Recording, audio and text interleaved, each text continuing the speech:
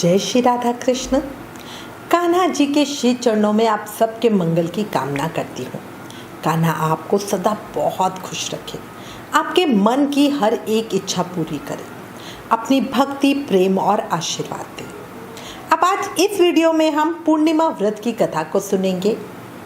सनातन धर्म में पूर्णिमा का दिन देवी देवताओं को समर्पित होता है।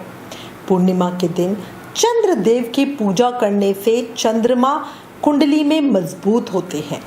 इन्हें सफ़ेद पुष्प, दूध, सफ़ेद चंदन आदि अर्पित करने से घर में सुख समृद्धि आती है, रोग और कष्ट दूर होते हैं। पूर्णिमा के दिन व्रत रखने से और कथा सुनने मात्र से घर में सुख समृद्धि आती है, मानसिक तनाव, चिंता और परेशानियां दूर होती है। पूर्णिमा के दिन सत्यनारायण भगवान की कथा का भी विधान है।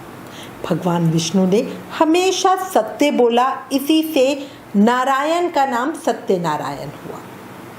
पूर्णिमा के दिन माता लक्ष्मी की पूजा करने से घर में धन संपदा की कभी कमी नहीं रहती।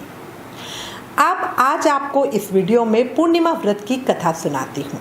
प्रेम, मन और भाव से सुने। कथा सुनते हुए हाथ में फूल, चावल, दक्षिणा रखें।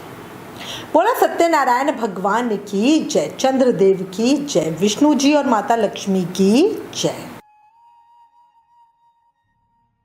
किसी नगर में एक साहूकार रहता था। उसकी 2 बेटियां थी। बड़ी बेटी हर महीने की पूर्णिमा का व्रत पूरी श्रद्धा के साथ करती। रात को चंद्रमा को अर्घ्य देती, फिर ही कुछ खाती। छोटी बेटी व्रत करती पर सारे व्रत अधूरे ही रखती। शाम होते ही भोजन कर लिया करती थी। समय बीतता रहा।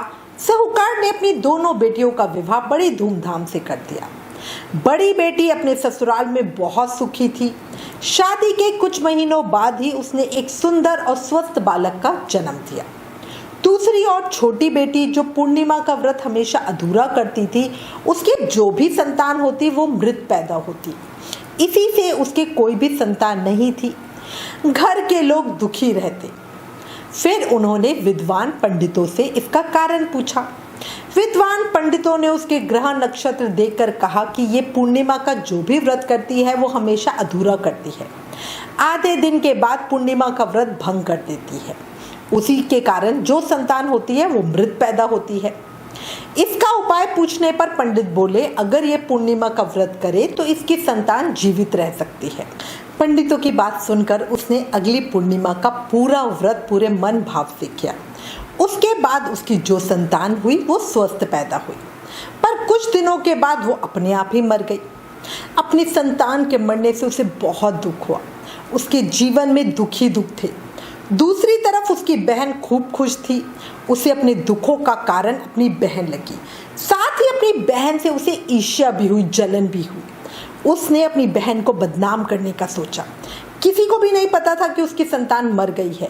इसी से उसने अपने मृत संतान को एक चौकी के नीचे रख दिया और बड़ी बहन को बुलाकर अपने घर ले आई।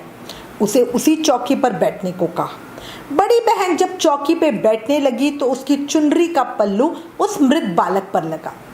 चूनर का हिस्सा छूते ही वो बालक जोर जोर से रोने लगा। उसके रोने की आवाज सुनते ही बहन ने चौकी उठाकर देखा तो नीचे नन्हा बालक रो रहा था। बड़ी बहन ने तुरंत ही बालक गोद में उठा लिया और छोटी बहन से पूछा, किसका बालक है? छोटी बहन हाथ जोड़कर रोते हुए बोली, बहन मुझे क्षमा कर दो, मैं तो ईर्ष्या के कारण अपनी मृत संतान का आरोप तुम पे लगाना चाहती थी, लेकिन तुम्हारे कारण ही मेरी संतान जीवित हो गई। बड़ी बहन ने प्रेम से छोटी बहन को गले लगाया और समझाया कि ये सब उसके अपने किए का फल है। पूर्णिमा का व्रत हर सांसारिक इच्छा को पूरा करने वाला महाफलकारी व्रत है, पर उसे हमेशा पूरा करना चाहिए, कभी अधूरा नहीं छोड़ना चाहिए। फिर क्या था, पूर्णिमा के व्रत का महत्व पूरे नगर में फैल गया।